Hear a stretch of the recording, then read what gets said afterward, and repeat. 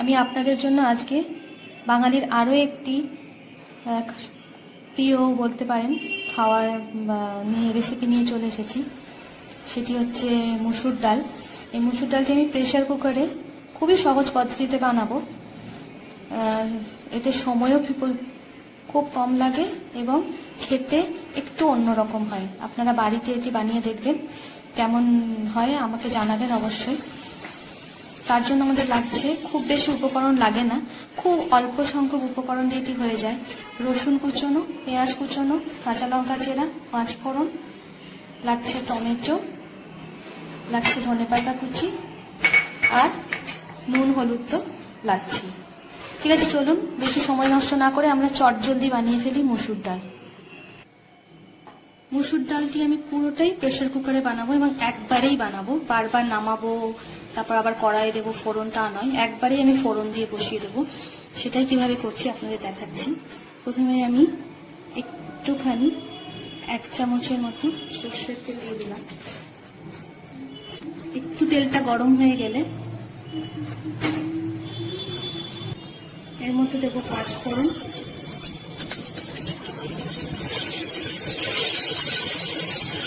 চেরা কাঁচা লঙ্কা দেবো। এবার এর মধ্যে আমি রসুন কুচনোটা দিয়ে দিলাম, পেঁয়াজটাও দিয়ে দেবো।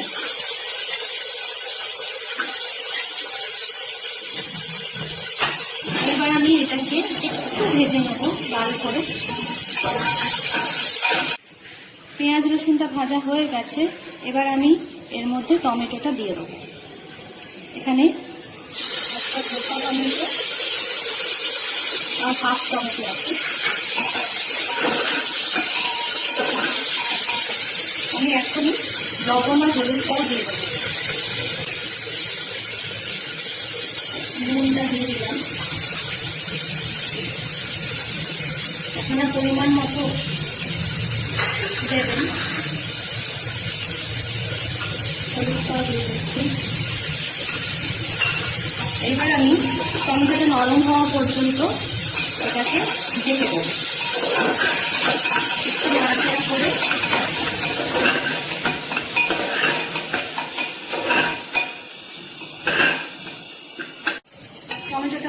টমেটোটা গলে গেছে। এবার আমি এর মধ্যে ডালটা, যেটা আমি আগে থেকে ধুয়ে রেখেছিলাম, সেটা দিয়ে দেবো। এবার আমি জল দেব, পরিমাণ মতো জল দিয়ে দিচ্ছি।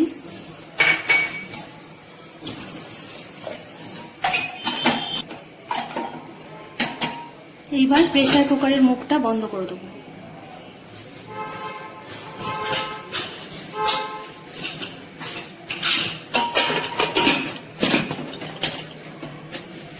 দুটো থেকে 3টে সিটি দেবো, তাহলেই হয়ে যাবে আমাদের মুসুর ডাল।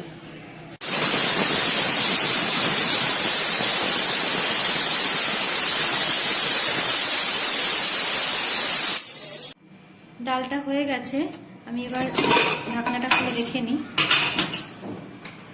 এই দেখুন হয়ে গেছে। এইবার আমি এর মধ্যে দেব ধনেপাতা কুচনোটা দিয়ে দেবো, দিয়ে একটু নেড়ে দেব।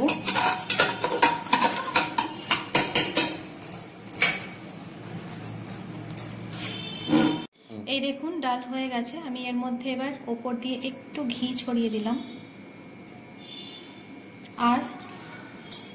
আর একটু ধনেপাতা কুচি আমি ওপর দিয়ে ছড়িয়ে দেবো।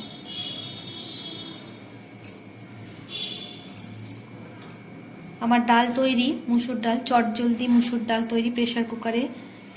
আপনাদের কেমন লাগলো আপনারা জানাবেন। যদি ভালো লাগে সাবস্ক্রাইব করবেন আমার চ্যানেলটিকে, শেয়ার করবেন, কমেন্ট বক্সে লিখবেন কেমন লেগেছে। আর আপনারা কি কি রান্না আরও দেখতে চান রেসিপি, সেগুলোও জানাবেন। আজকের মতো এখানেই শেষ করছি, ধন্যবাদ।